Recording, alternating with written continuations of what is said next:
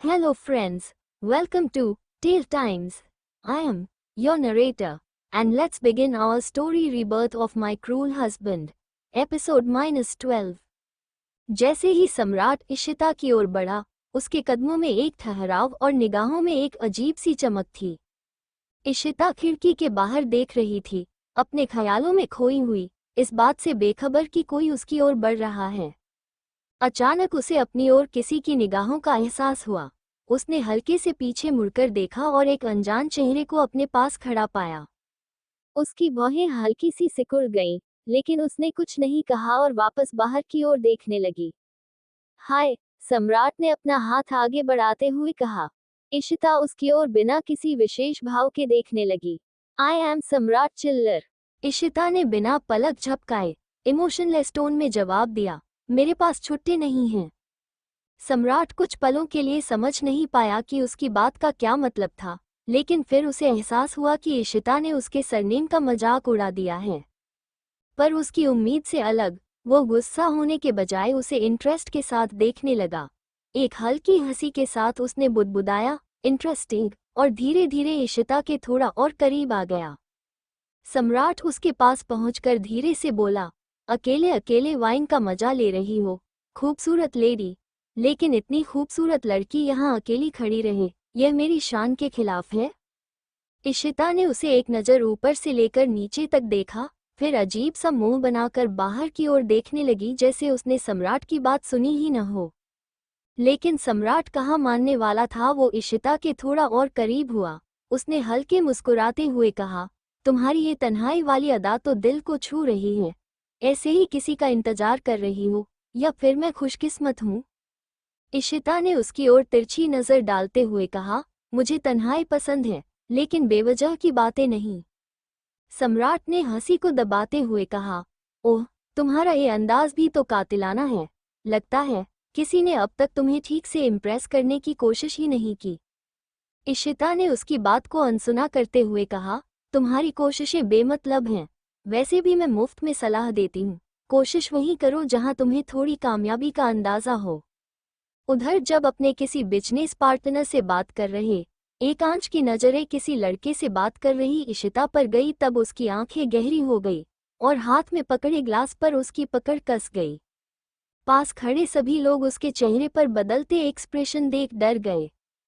सम्राट थोड़ी देर के लिए चुप हो गया, फिर पास जाकर हल्के से फुसफुसाया, तो ये तन्हाई भरे लम्हे, अगर तुम्हें कंपनी मिल जाए तो?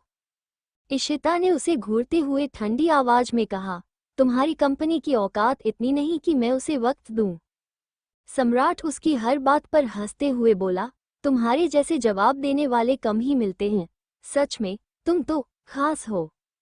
इशिता ने उसकी ओर बिना किसी भाव के देखा और कहा, सुनो, तुम जितने भी खास समझ लो, मेरे लिए हर गैर जरूरी बात एक ही होती है। सम्राट को ये बात चुभी, लेकिन वो अपने ठाठ में हंसते हुए बोला, तुम्हारी ये बेरुखी भी दिलचस्प है। वैसे अगर मैं तुम्हें थोड़े पैसे ऑफर करूं, तो शायद तुम मेरे साथ एक रात गुजारने का सोच सकती हो। इशिता की आंखों में एक तीखी चमक आई, और वो कुछ कहने ही वाली थी कि सम्राट वापस बोल पड़ा, वैसे मैं सब जानता हूँ, जरूर तुमने अपने बॉस के साथ साथ उनके कई क्लाइंट्स के भी बिस्तर गर्म किए होंगे। Don't worry, it's just a one night stand. Ishita की आंखों में लालिमा छा गई। उसके लिए अब ये बहुत हो चुका था। वो सम्राट को सिर्फ एकांश की रेपुटेशन की वजह से टॉलरेट कर रही थी। इशिता ने अपने हाथ में पहने ब्रेसलेट को थोड़ा सा घुमाया और वो किसी तीखी धारदार चीज में बदल गया। वो कुछ करती कि अचानक किसी का साया उन दोनों के बीच पड़ा। एकांश ने इशिता को आंखों ही आंखों में इशारा किया। इशिता ने दांत पिसते हुए उस तेज धारदार चीज को ब्रेसलेट में बदल दिया। एकांश कठोरता से सम्राट को देखा और उसकी निगाहें गुस्से से भरी हुई थी। सम्राट उसे अचानक वहां देख घबरा गया। एकांश ने गहरी आवाज में कहा, मिस्टर चिल्लर, आई होप आप पार्टी एंजॉय कर रहे होंगे, लेकिन मेरी सेक्रेटरी में ये दिलचस्पी आप पर बहुत भारी पड़ सकती है।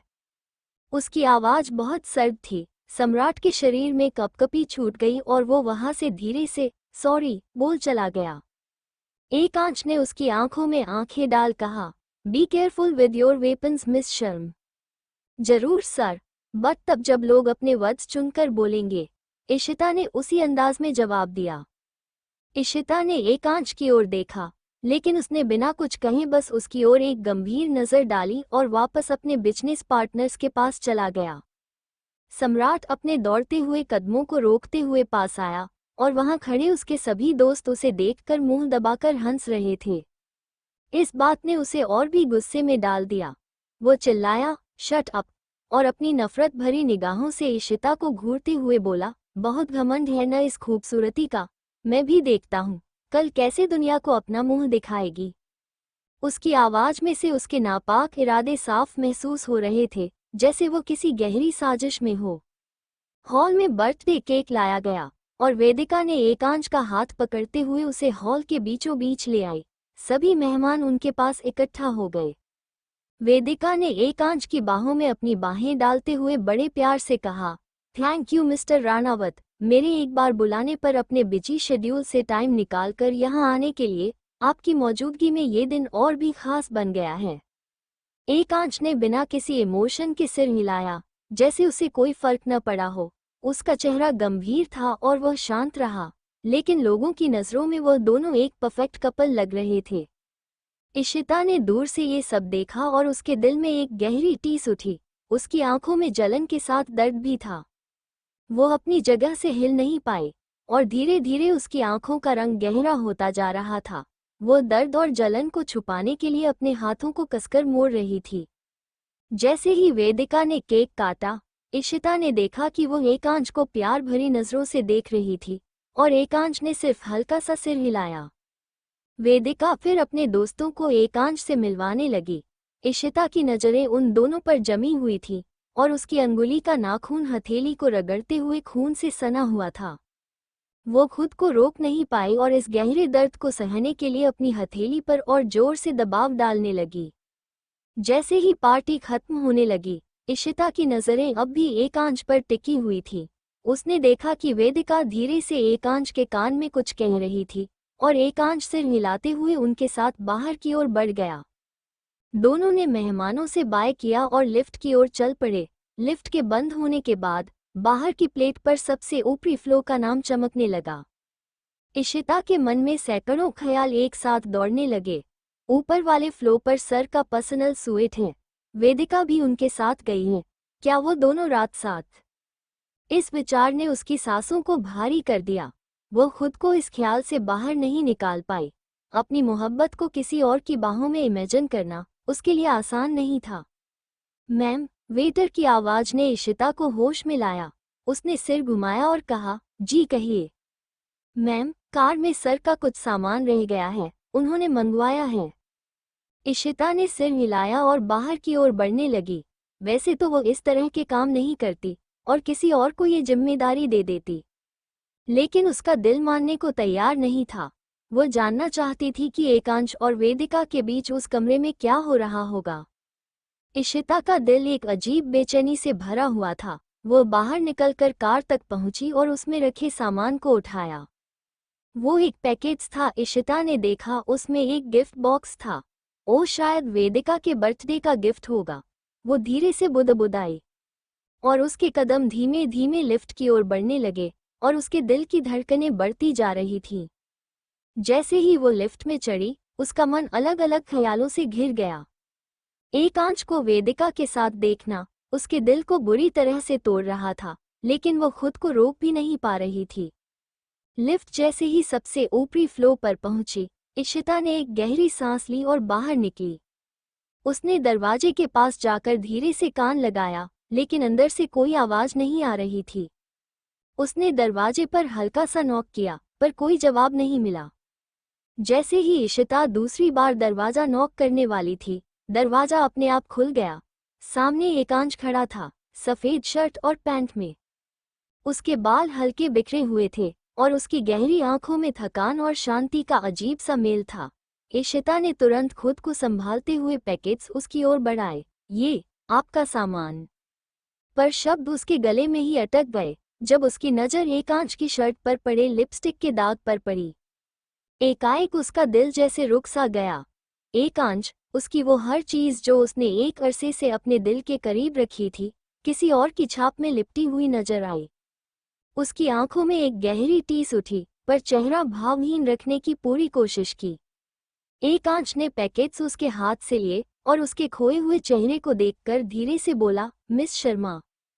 इशिता उसकी आवाज से अपने ख्यालों से बाहर आई, लेकिन अब उसकी नजरें उसकी ओर टिक नहीं पा रही थीं। उसकी आंखों में हल्की नमी उभर आई थी, जो किसी भी वक्त छलक सकती थी। वो इधर उधर देखने लगी, मानो अपनी भावनाओं को छिपाने की कोशिश कर रही हो। तभी अंदर से वेदिका की आवाज आई, एकांश, कम हियर फास्ट। इशिता का दिल एक बार फिर छलनी हो गया। उसने खुद को जैसे तैसे संभालते हुए हल्के से कहा, गुड नाइट सर।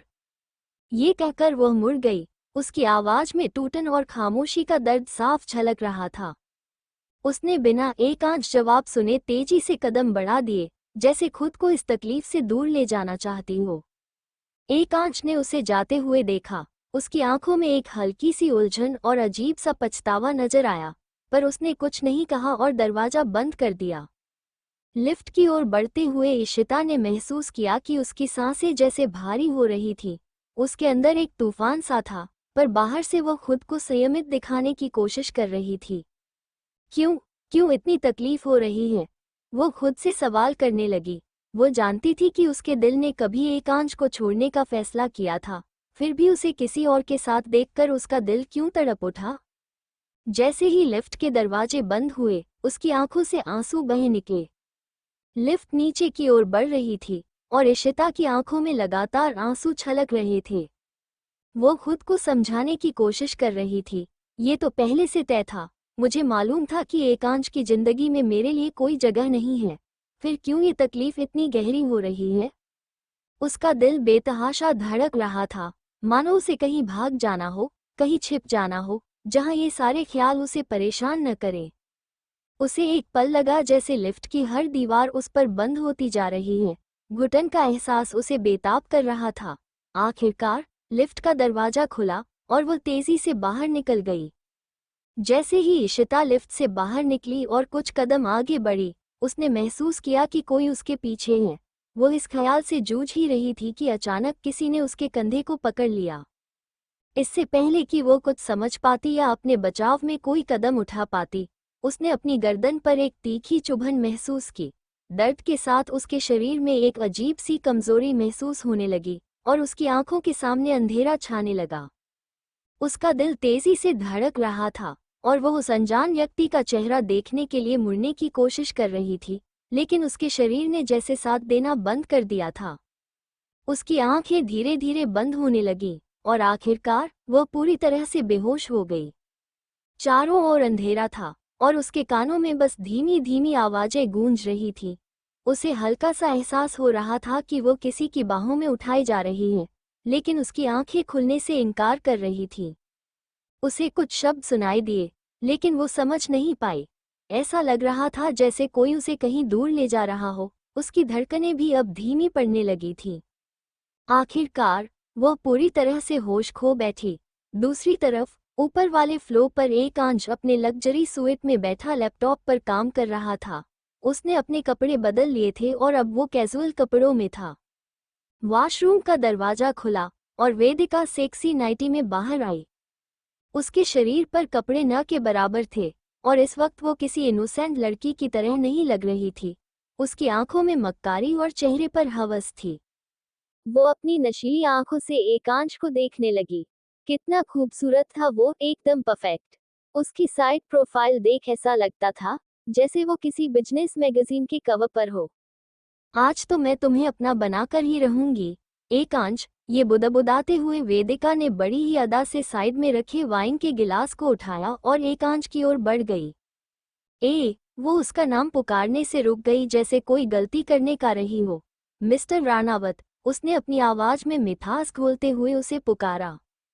एकांश ने सिर ऊपर उठाकर उसे देखा और उसके कपड़ों को देखकर उसकी भौहें सिकुड़ गईं। What the hell is this? एकांश ने गुस्से में दांत किटकिटाते हुए कहा। वेदिका एक पल को उसकी इतनी सख्त आवाज सुनकर सहम गई, लेकिन फिर खुद को संभालते हुए एकांश के पास झुकते हुए बोली, मिस्टर राणावत, डोंट वरी, इन चार दीवारों के बीच हुआ ये सब कभी किसी को पता नहीं चलेगा। उसने बहुत ही सिडक्टिव अंदाज में कहा और एकांश के होठों की ओर झुकने लगी। लेकिन एकांश तुरंत खड़ा हो गया, जिससे वेदिका सीधे फर्श पर गिर पड़ी और दर्द से कराहने लगी। एकांश की आंखें गुस्से और नफरत से लाल हो गईं। कमरे का माहौल एकदम ठंडा हो गया था। एकांश का रूप इस वक्त बहुत ही डरावना और कठोर था, जिससे वेदिका को अब अपने फैसले पर पछतावा हो रहा था। एक एक शब्द पर जोर देते हुए एकांश ने कहा, मिस वेदिका, तुम शायद भूल गई हो कि मैं कौन हूँ और तुम्हारी हदें क्या हैं। तुम्हारे अंदर इतनी हिम्मत कैसे आई कि तुम ये नीच हरकत करने का सोच भी सको। उसकी आवाज इतनी ठंडी और कठोर थी कि कमरे का हर कोना जैसे जम सा गया। वेदिका, जो अब दर्द से कराहते हुए जमीन पर बैठी थी, एक पल के लिए उसकी आंखों में डर और शर्मिंदगी साफ छलकने लगी।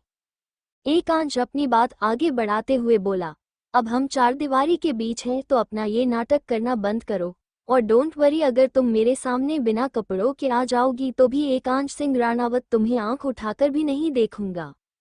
वेदिका को लगा जैसे वो चुल्लू भर पानी में डूब मरे, लेकिन आज उसके मन में कुछ और ही ठान रखा था। उसे अपने सवालों का जवाब चाहिए था। वो लड़खड़ाते हुए बोली, आखिर इसमें गलत क्या है मिस्टर राणावत? बहुत जल्द हमारी शादी होने वाली है और मैं आपकी पत्नी बनने वाली हूँ। फिर उससे पहले कि वो कुछ और बोलती, एकांश ने उसे बीच में रोकते हुए कहा, शायद तुम्हें ढंग से समझ में नहीं आया कि मेरी सेक्रेटरी ने क्या कहा था। लेट मी रिमाइंड यू, शादी अभी तक हुई नहीं है, और इस बीच में क्या हो जाए कोई नहीं जानता। ये कहते हुए एकांश कमरे के अंदर जाने के लिए मुड़ गया। एक बार फिर एकांश के मुंह से किसी का नाम सुनकर वेदिका का पारा हाई हो गया। वो गुस्से में घायल शेरनी की तरह कारपेट पर नाखून घिसते हुए बोली, ये सब अपनी सेक्रेटरी के लिए कर रहे हो ना आप? प्यार करते हो क्या उससे? वेदिका की बात सुनकर एकांश के कदम रुक गए। उसके चेहरे पर कोई भाव नहीं था, जिससे ये समझना मुश्किल था कि वो क्या सोच रहा है। बिना पीछे मुड़े उसने कहा, नन ऑफ योर बिजनेस, और जितना जल्दी हो सके इस कमरे से निकल जाओ। You are disgusting. वेदिका का दिल जैसे चकनाचूर हो गया। उसके कानों में एकांश की बातें गूंज रही थीं। यू आर डिस्गस्टिंग, हर शब्द में एक तिरस्कार, एक ठंडापन था जिसने उसे भीतर तक झकझोर दिया। उसके मन में गुस्से और बेबसी का तूफान चल रहा था, लेकिन वो चाहकर भी एकांश के इस हुक्म को अनसुना नहीं कर पाई। एक अंधेरे कमरे में इशिता चेयर पर बंधी हुई थी। कमरे में चारों ओर सन्नाटा था, बस हल्की सी ठंडी हवा की सरसराहट सुनाई दे रही थी।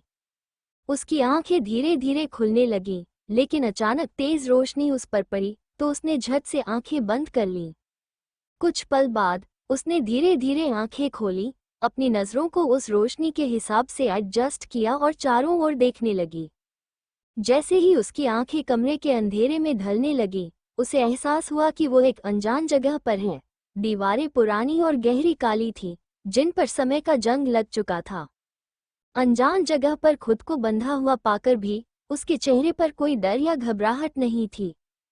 उसकी आंखों में हल्की सी जिज्ञासा थी, जैसे वो बस ये समझने की कोशिश कर रही हो कि यहाँ क्या हो रहा है।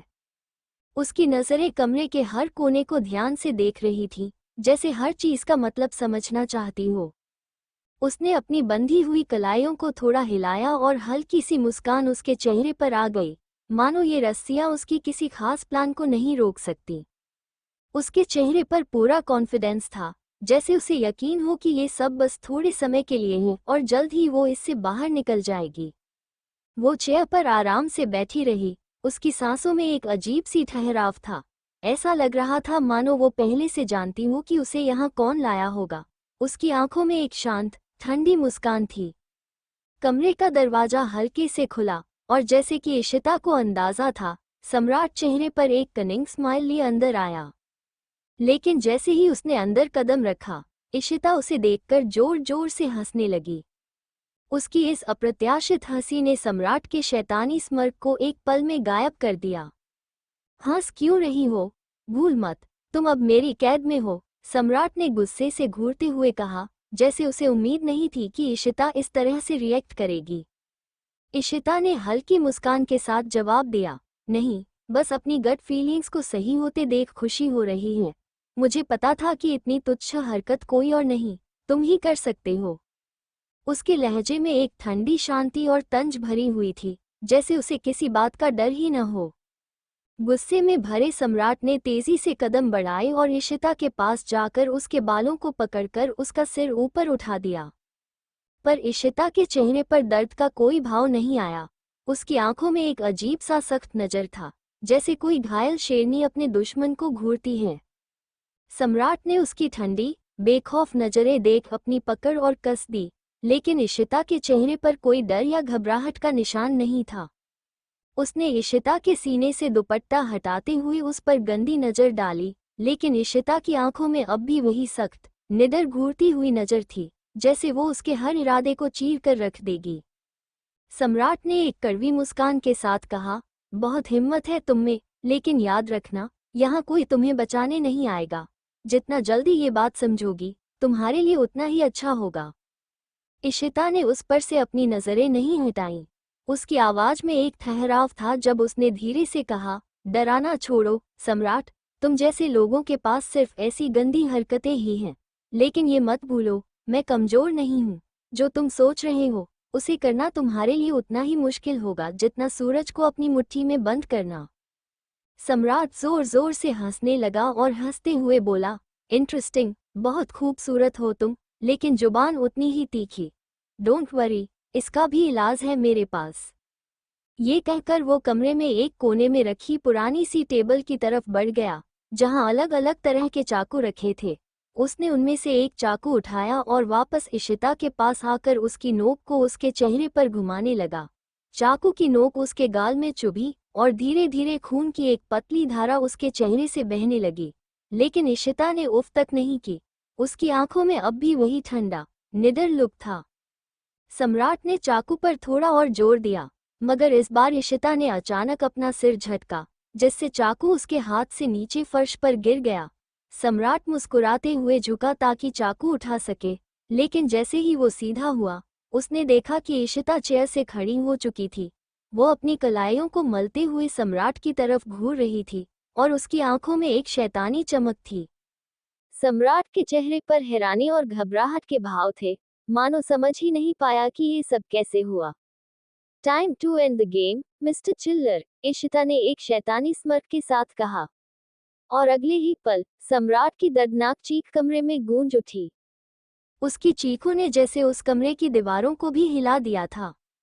कुछ देर बाद इशिता ने उस कमरे से बाहर कदम रखा, अपने हाथ एक रुमाल से पोंछते हुए। उसने एक आखिरी बार कमरे की तरफ नजर डाली और बड़बड़ाई, साला, हार्ट ब्रेक के बाद ठीक से गला फाड़ने का मौका तक नहीं दिया।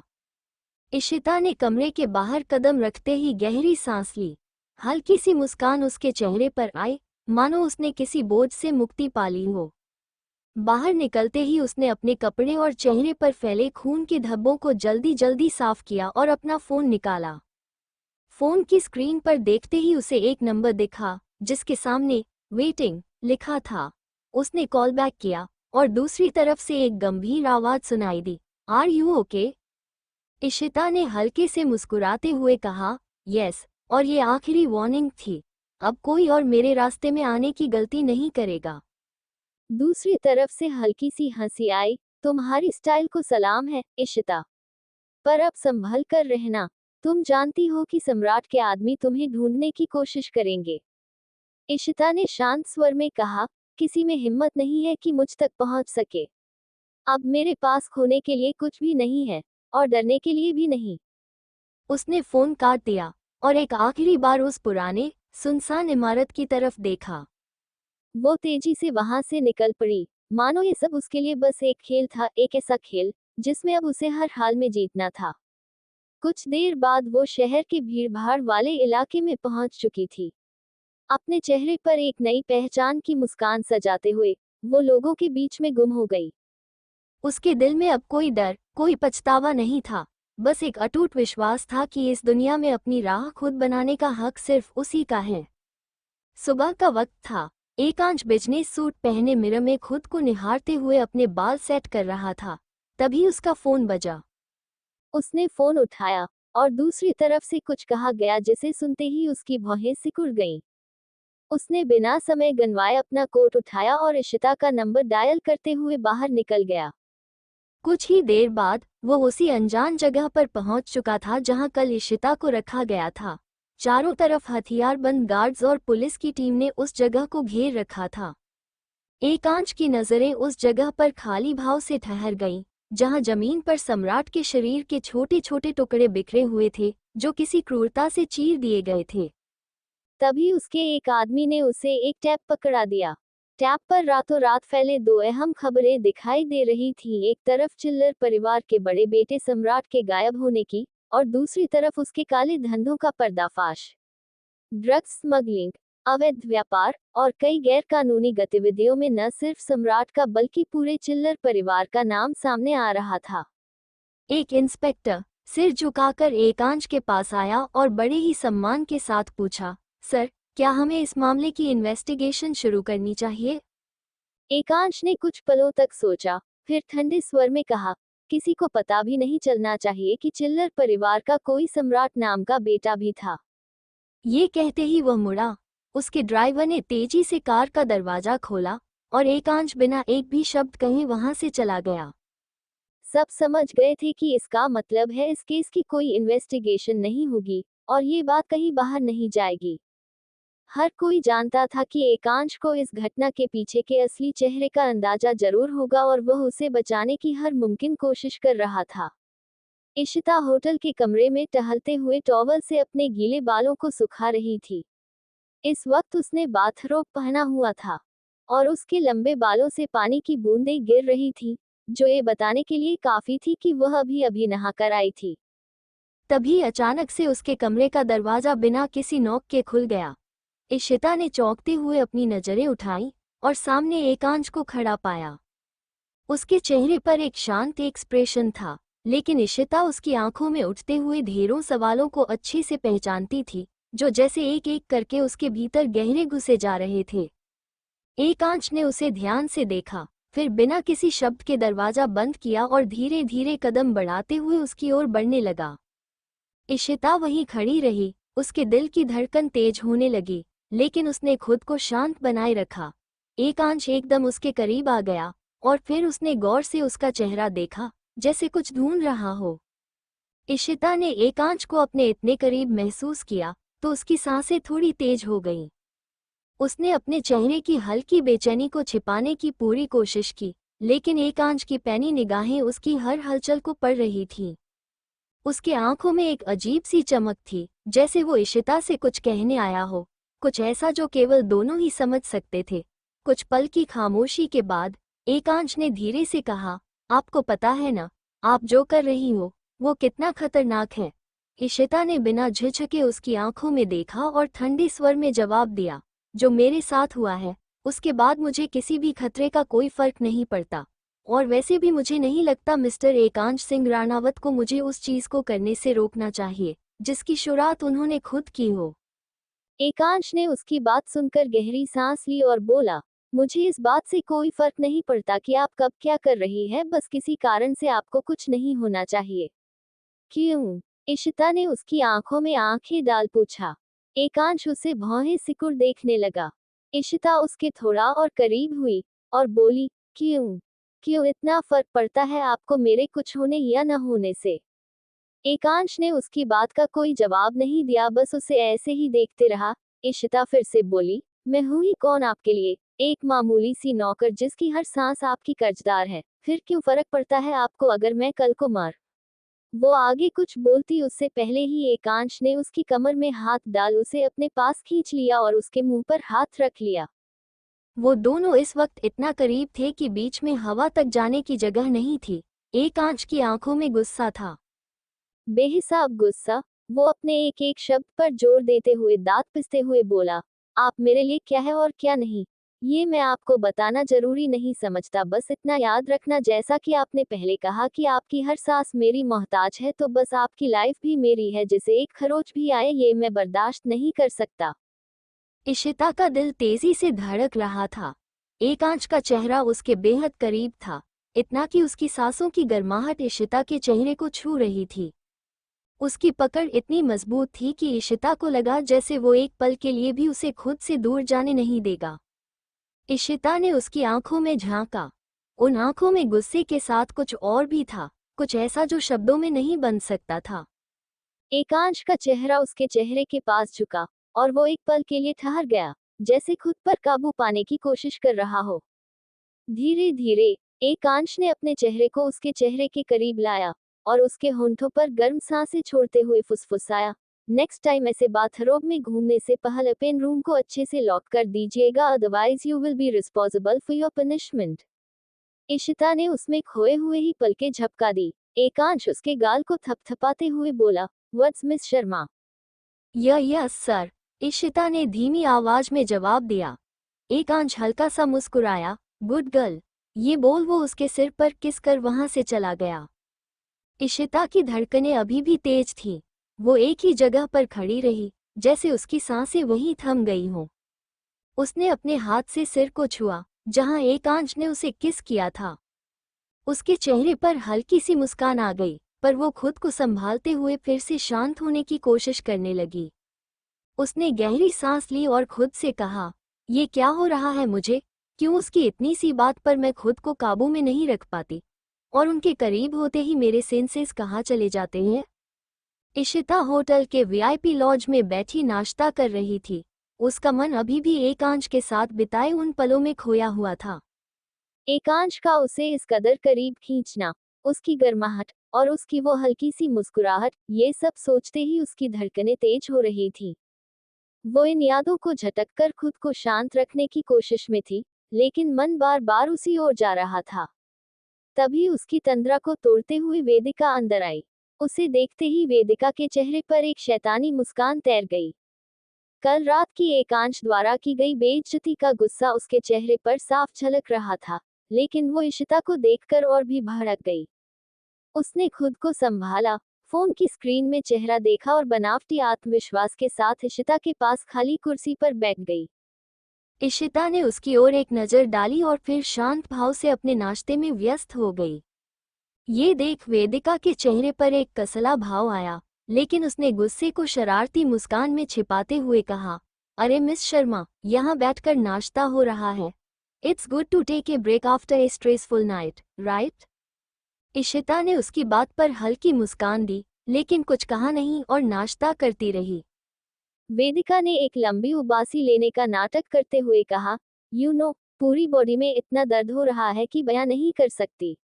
ये एकांश भी न। उसने अपनी बात अधूरी छोड़ दी और इशिता के चेहरे की प्रतिक्रिया देखने लगी। इशिता के हाथ एक पल को रुक गए, लेकिन उसने कोई रिएक्शन नहीं दिया। ये देख वेदिका को और चिढ़ आई।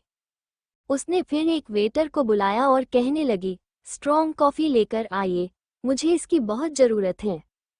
फिर उसने इशिता की ओर देखते हुए बड़े बनावटी अंदाज में कहा, पूरी रात जागती रही, थकान के मारे बुरा हाल है। It was, very intense. अब इशिता की आंखों में हल्की सी तलखी उभरी। वो वेदिका की हरकतें अच्छी तरह समझ रही थी और एक शांत लेकिन ठंडी आवाज में बोली, मिस राजपूत, आपकी थकान का कारण जानना मेरे लिए जरूरी नहीं है। वैसे आपको एक स्ट्रॉन्ग कॉफी की जरूरत तो है ही, और शायद एक्स्ट्रा स्ट्रॉन्ग भी। इससे शायद आपका दर्द और सिरदर्द दोनों में आराम मिल जाए। वेदिका को गुस्सा तो बहुत आया, लेकिन उसने चेहरे पर मुस्कान लाते हुए इशिता पर एक और वार करने की कोशिश की। वो इशिता के चेहरे की तरफ झुकी और बोली, ओह डार्लिंग, तुम समझ नहीं पाओगी। आखिर ये सब तुम्हारे नसीब में कहाँ? एकांश के साथ एक रात बिताना, उसका साथ, उसकी नजदीकियां, ये सब तुम्हें क्या पता? He is amazing on bed Ishita ने उसकी बात का जवाब न देते हुए बेहद शांति से कहा, आप सही कह रही हैं मिस राजपूत, मुझे शायद ये सब नहीं पता, लेकिन जो लोग दिल से दूर हैं, उन्हें इन सब चीज़ों से ज़्यादा फर्क नहीं पड़ता। और वैसे भी आप किसके कितना करीब हैं ये दुनिया को बताने के लिए शोर मचाने की ज़रूरत नहीं पड़ती, वो अपने आप सब जान लेते हैं। इशिता की यह बात सुन वेदिका का चेहरा एकदम तमतमा उठा। वो कुछ कहने ही वाली थी कि इशिता ने उसे शांत कराते हुए मुस्कुराकर कहा, तो एक्स्ट्रा स्ट्रॉन्ग कॉफी का लुत्फ उठाए और अपने बॉडी पेन का ख्याल रखिएगा। इशिता ये कहकर वहां से उठी और आत्मविश्वास से चलते हुए लॉज से बाहर निकल गई। पीछे वेदिका बस गुस्से में उसे घूरती रह गई। उसकी आंखों में जलन और नाराजगी का मिश्रण साफ झलक रहा था। होटल के बाहर सुबह का सर्द मौसम था। हल्की धुंध चारों ओर फैली हुई थी। इशिता लॉबी के पास खड़ी बेचैनी से एकांश का इंतजार कर रही थी। उसकी आंखें बार बार गेट की ओर उठ रही थीं। तभी उसने देखा, एकांश सामने से वेदिका के साथ आता हुआ दिखाई दिया। ड्राइवर ने आगे बढ़कर दोनों के लिए कार का दरवाजा खोला और वे दोनों बैक सीट पर आराम से बैठ गए। नॉट अगेन, इशिता ने धीरे से बुदबुदाया। उसने गहरी सांस ली और पैसेंजर सीट पर बैठ गई। वेदिका ने पीछे से इशिता को देखा। उसे जलाने के लिए वह एकांश के और करीब खिसक गई और मीठी मीठी बातों में उलझने लगी। वो एकांश और खुद को परफेक्ट कपल दिखाने की पूरी कोशिश कर रही थी। एकांश की नजरें पल भर के लिए इशिता की ओर उठीं। इशिता ने उन दोनों की हरकतों को देखा और गुस्से से चेहरे पर एक अजीब सा भाव लाते हुए एयरपॉड्स कानों में लगा लिए। थोड़ी देर बाद एकांश ने वेदिका को उसके घर ड्रॉप किया। कल कॉलेज में मिलते हैं, कहकर वे दोनों ऑफिस के लिए निकल गए। मिस शर्मा, कॉन्फ्रेंस रूम तैयार है। कंपनी में कदम रखते ही एकांश ने इशिता से पूछा। पूरा माहौल शांत हो गया, सिर्फ एकांश के फ्लो पर कदमों की आवाज आने लगी। यस सर, इशिता ने प्रोफेशनल अंदाज में जवाब दिया। मिस्टर टैनर और उनका असिस्टेंट डैनियल आ चुके हैं। वे बस आपका इंतजार कर रहे हैं। दोनों कॉन्फ्रेंस रूम की ओर बढ़ गए, जहां मिस्टर टैनर पहले से मौजूद थे। मिस्टर टैनर, जो करीब 50 के लग रहे थे, अपनी पैनी आंखों से एकांश को देख रहे थे। उनकी नजरों में प्रशंसा झलक रही थी। एकांश ने पूरे कॉन्फिडेंस के साथ मीटिंग शुरू की। इशिता ने अपनी प्रेजेंटेशन पेश की और जैसे ही खत्म किया, उसने मिस्टर टैनर की ओर देखा। These are our opening plans, Ishita ने कहा। The development in that area has increased significantly, and taking this deal forward will boost stakes for both companies. Ishita की मेहनत से तैयार की गई प्रेजेंटेशन ने सभी को बहुत इम्प्रेस किया। मिस्टर टैनर की नजरें एकांश पर ही जमी हुई थीं। उनके मन में एकांश की कुशाग्र बुद्धि और प्रोफेशनलिज्म के लिए गहरा सम्मान था। प्रेजेंटेशन खत्म होते ही मिस्टर टैनर मुस्कुराए और एकांश से हाथ मिलाते हुए बोले, no one would be happier than me if I get a chance to work with you. Ekansh ने हल्की मुस्कान के साथ हाथ मिलाते हुए सिर हिलाया। दूसरी तरफ इशिता का मन हो रहा था कि वो एकांश का सिर कांच के दरवाजे पर फोड़ दे। भला ऐसा भी कोई होता है? महीनों की मेहनत के बाद इस प्रोजेक्ट को हासिल करने पर भी एकांश के चेहरे पर खुशी नहीं झलकी। बट मिस्टर टैनर ने कुछ और कहते हुए रुक गए। But what, Mister Tanner? Ekansh ने शांत स्वर में पूछा। As you already know, this project has to be done jointly by two companies. So, you will have to complete it with the Oberois. एकांश ने एक पल इशिता की ओर देखा, जिसके चेहरे पर अजीब से एक्सप्रेशन थे। वह पहले से ही जानता था कि इस प्रोजेक्ट में किसी और कंपनी के साथ काम करना पड़ सकता है, इसलिए उसने बिना झिझके सहमति दे दी।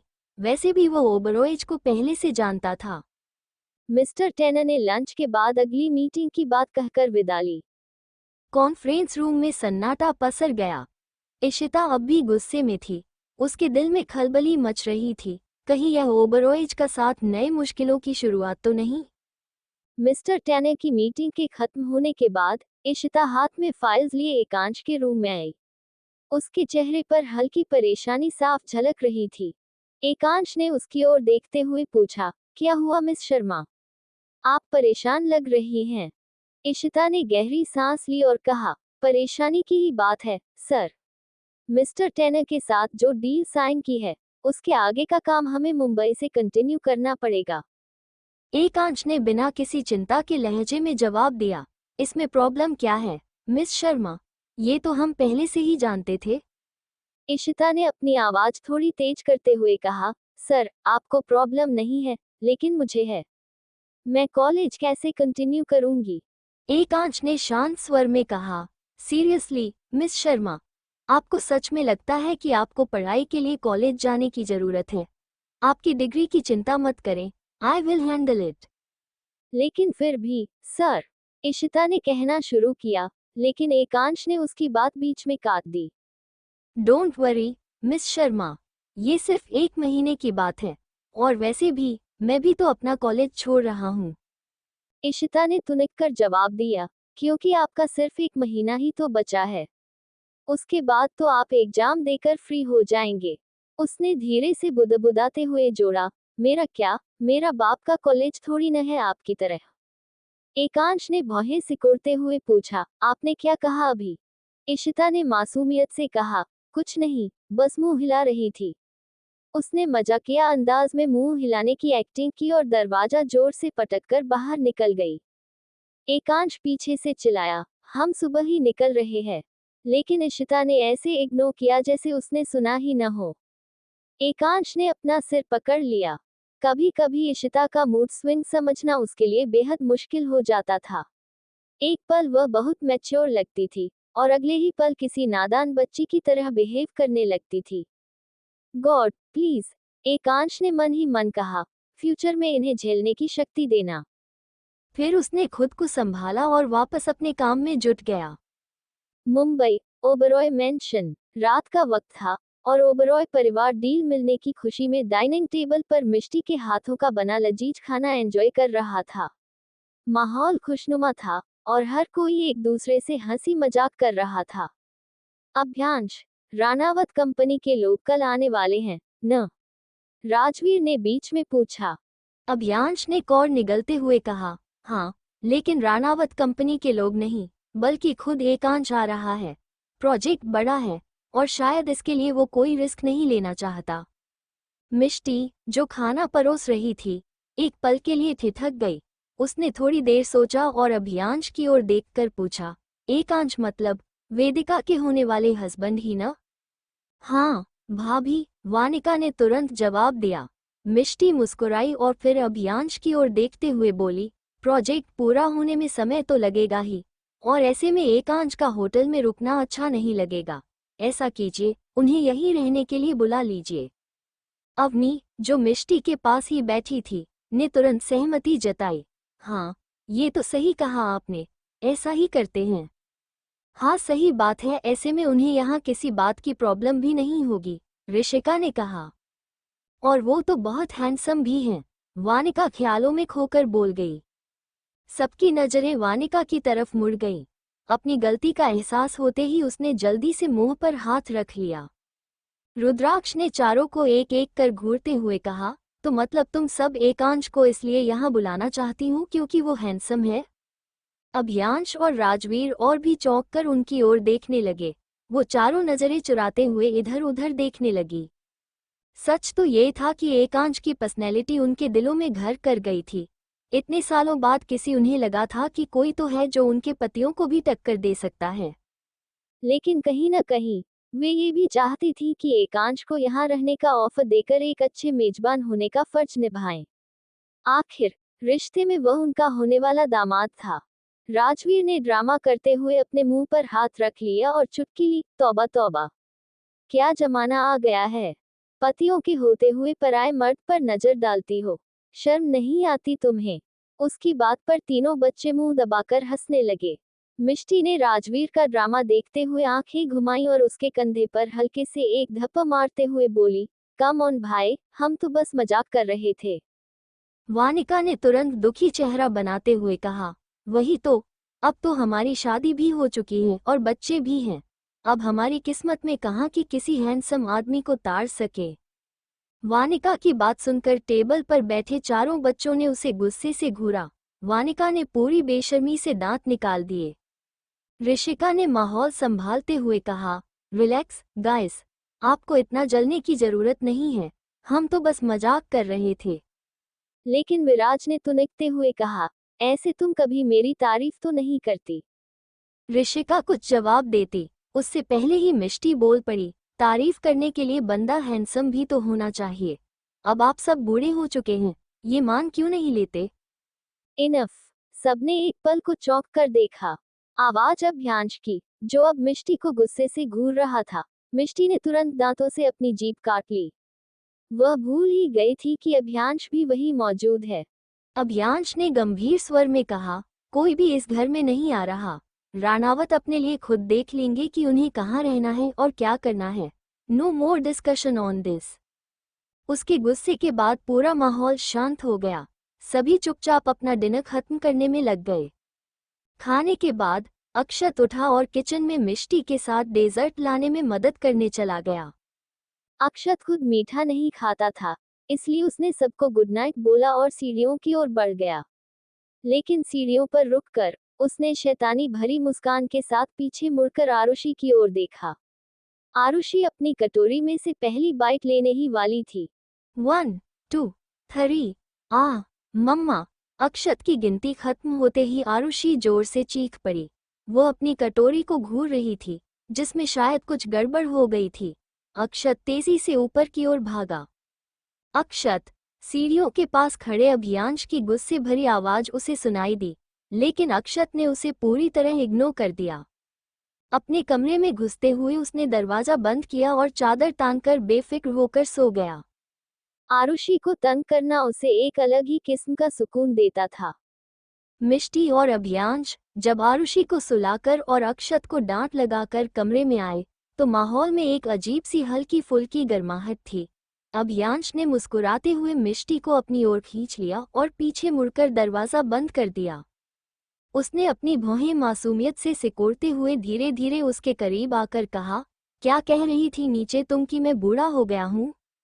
मिष्टी ने अपनी गलती छुपाने की कोशिश करते हुए दांत दिखाए और बोली, हे, मैं आपका थोड़ी ना बोल रही थी। और लेकिन इससे पहले कि वह अपनी बात पूरी कर पाती, अभियांश ने उसे अपनी बाहों में उठाकर बिस्तर पर पटक दिया। वह मस्ती में उसके पेट पर गुदगुदी करने लगा। मिष्टी जोर जोर से हंसने लगी। अभियांश, प्लीज प्लीज, हाँ, अब बस करो। अभियांश ने उसकी हंसी सुनते हुए मजाकिया लहजे में कहा, तुम्हें शांत रहना चाहिए बेबी, हमारा कमरा साउंड प्रूफ नहीं है। फिर उसके होठों पर अपनी उंगलियों से इशारा करते हुए मुस्कुराया और कहा, इसलिए नो साउंड। इतना कहकर उसने अपने होंठ मिष्टी के होठों पर रख दिए। कमरे की गर्माहट अचानक गहरी हो गई और प्यार का वो पल दोनों के बीच सब कुछ थामे रहा। रानावत पैलेस। रसोई में मीठी हलचल मची हुई थी। इशिता अपने हाथों से मोतीचूर के लड्डू बना रही थी। यह उसका रोज का काम नहीं था, लेकिन आज हालात अलग थे।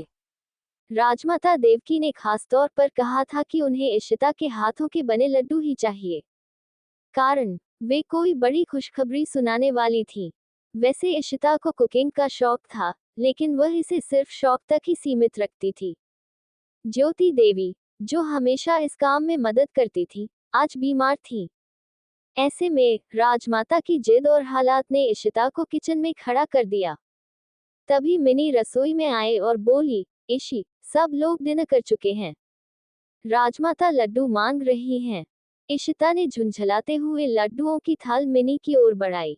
तू लेकर जाना यार, तू जानती है न, राजमाता मुझे देखकर कैसे भड़क जाती हैं।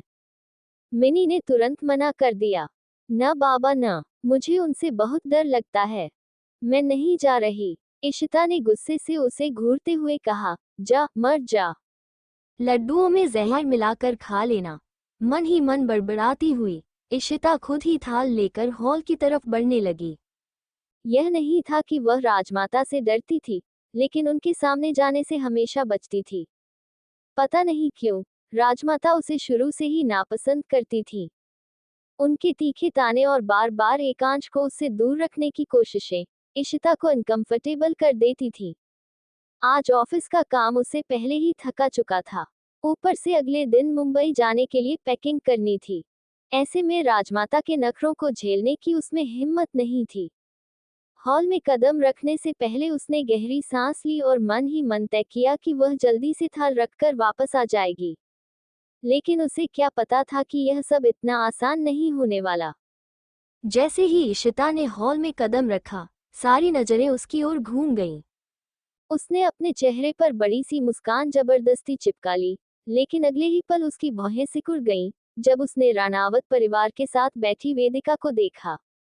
आय हाय, महादेव जी, बस यही बाकी रह गया था, इसकी शक्ल देखनी। वो बड़बड़ाई, ए लड़के, अब वही खड़ी रहेगी या मुंह भी मीठा करवाएगी? राजमाता की तीखी आवाज सुनकर इशिता झट से होश में आई। वो थाल लेकर आगे बढ़ी और उसे टेबल पर रखते हुए उसकी नजरें एकांश पर टिक गईं। वो बिना पलक झपकाए बस उसे ही देख रहा था। फिर उसकी नजरें राजमाता पर गईं, जो प्यार से वेदिका के सिर पर हाथ फेरते हुए उससे बातें कर रही थी। इशिता ने तुरंत अपनी नजरें फेर ली और वहां खड़े सर्वेंट्स को काम सौंपते हुए जाने के लिए मुड़ी, लेकिन तभी राजमाता की आवाज ने उसे रोक दिया। ए लड़की, रुको। इशिता ने आंखें बंद की और मन ही मन खुद को कोसा।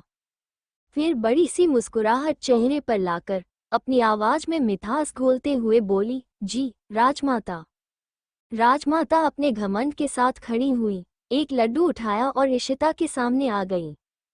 सभी लोग कंफ्यूजन में उन्हें देखने लगे, यहाँ तक कि वेदिका की मुस्कान भी एक पल को फीकी पड़ गई। राजमाता ने सबकी ओर देखते हुए जोर से कहा, वैसे तो तू इस परिवार का हिस्सा नहीं है। तू एक नौकर से ज्यादा कुछ है भी नहीं, जिसके साथ इतनी बड़ी खुशी बांटी जाए। रानी सा, देवेंद्र जी ने गुस्से में उन्हें चेतावनी दी। इशिता के साथ इस तरह का व्यवहार किसी को पसंद नहीं आया। वहीं वेदिका की आंखों में खुशी चमकने लगी, लेकिन एकांश की कसी हुई मुट्ठियों को देखकर उसकी खुशी जल्द ही गायब हो गई। राजमाता ने देवेंद्र जी को देखा और बोली, मैं कुछ गलत नहीं बोल रही। और आज के लिए छोड़ो, आज तो बहुत बड़ी खुशी का मौका है। लो लड़की, लड्डू खा। उन्होंने पूरा लड्डू इशिता के मुंह में ठूंस दिया। ये कहना गलत होगा कि इशिता को राजमाता की बात का बुरा नहीं लगा, लेकिन अब उसे इन सब की आदत हो चुकी थी, और सच कहे तो उसे अब राजमाता की बातों से कोई फर्क ही नहीं पड़ता था। इशिता ने लड्डू का एक बाइट लिया और मुस्कुराते हुए जाने के लिए मुड़ी, लेकिन फिर से राजमाता की आवाज ने उसे रोक दिया। अरे, सुनती तो जाओ, किस खुशी में लड्डू बांटे जा रहे हैं। इशिता ने गहरी सांस ली, जबरदस्ती मुस्कुराते हुए पीछे मुड़ी और पूछा, किस खुशी में, राजमाता। राजमाता मुस्कुराई, जैसे वो इस पल का बेसब्री से इंतजार कर रही हो। उन्होंने वेदिका के पास जाकर उसे खड़ा किया और एकांश के पास ले जाकर उसका हाथ उसके हाथ में देते हुए बोली, खुशी की बात यह है कि हमारे पोते की शादी बहुत ही जल्द होने वाली है। पंडित जी ने 2 महीने बाद का शुभ मुहूर्त दिया है। राजमाता की बात सुनते ही इशिता का चेहरा पीला पड़ गया। उसके हाथ में जो बचा हुआ लड्डू था, वो सीधे फर्श पर गिर गया। उसकी आंखों में आंसू तैयार थे बहने के लिए, लेकिन उसने उन्हें रोक लिया। उसका ये रिएक्शन देखकर राजमाता के चेहरे पर संतुष्टि के भाव साफ झलक रहे थे। कहना गलत नहीं होगा कि राजमाता ने इस पल का कितना बेसब्री से इंतजार किया था। रानावत पैलेस। इशिता की नजरें अपने हाथ से गिरे लड्डू पर टिक गईं। उसने महसूस किया कि हर कोई उसे देख रहा है। जल्दी जल्दी नीचे झुककर वह लड्डू उठाने लगी, लेकिन उसके हाथ बुरी तरह कांप रहे थे। ज्योति जी ने उसे देख हल्के स्वर में कहा, बेटा, रहने दे, बाद में सर्वेंट्स कर लेंगे। राजमाता ने भी सहमति में सिर हिलाया, रहने दे लड़की, फिलहाल तो तू अपने सर को बधाई दे। आखिर कुछ ही दिनों में ये अपनी शादीशुदा जिंदगी में कदम रखने वाला है। इशिता के कांपते हाथ वहीं रुक गए। उसने धीरे धीरे खुद को खड़ा किया, अपने चेहरे पर जबरदस्ती एक खूबसूरत मुस्कान लाई और एकांश की आंखों में आंखें डालते हुए बोली, congratulations sir, and you too miss Rajput. Ekansh ने बिना किसी भाव के सिर हिला दिया। वहीं वेदिका मुस्कुराते हुए बोली, थैंक यू सो मच डेओ। इशिता की मुस्कान स्थिर थी। वह राजमाता की ओर मुड़कर बोली, अब मैं जाऊं, राजमाता जी। लेकिन राजमाता ने उसे रोकते हुए कहा, 1 मिनट रुको। उन्होंने कमर में बंदी पोटली से 2-2000 के नोटों की मोटी गड्डियां निकाली और इशिता के हाथों में थमा दी। इशिता ने उन्हें उलझन भरी नजरों से देखा। देविका के चेहरे पर एक विजयी मुस्कान उभर आई। देव सिंह राणावत कुछ कहने ही वाले थे, लेकिन ज्योति जी ने उनका हाथ थामकर उन्हें शांत कर दिया। राजमाता ने इशिता की उलझन भांपते हुए कहा, जाओ, तुम और तुम्हारे दोस्त मिलकर एकांश की शादी की खुशी में कुछ अच्छा सा खा पी लेना। इशिता ने कोई रिएक्शन नहीं दिया। देवकी जी की बातें चुभने वाली थी, लेकिन थोड़ी देर पहले जो बॉम्ब उस पर फटा था उसके आगे ये उसकी इज्जत पर किसी तमाचे की तरह मारे गए पैसे कुछ भी न थे। बेख्याली में उसने सिर हिलाया और चुपचाप वहां से मुड़कर जाने लगी। मेरे हिसाब से हार्ट ब्रेक को मारो गोलो, पैसों पर कंसंट्रेट करो यार। हॉल के गेट पर पहुंचकर वह रुक गई। उसने पीछे मुड़कर देखा। हॉल में ठिठोली और हंसी का माहौल था। एक आंच का हाथ अभी भी वेदिका के हाथ में था। एक पल को उसकी आंखें भर आईं। वो सब कुछ जो कभी उसका था, अब किसी और का होने जा रहा था। थोड़े दिनों बाद ये सिर्फ एक अधूरा ख्वाब बनकर रह जाएगा। वह ख्वाब जो नींद टूटने के साथ ही भूलती जा रही किसी बिसरी याद जैसा बन जाएगा। उसने सिर झुकाया, आंखें पोंछी और दरवाजे से बाहर निकल गई। इशिता कमरे में दाखिल हुई, दरवाजा बंद किया और हाथ में थामी पैसों की गड्डी को बिना सोचे समझे टेबल पर फेंक दिया। उसकी हरकतों में थकावट और निराशा साफ झलक रही थी।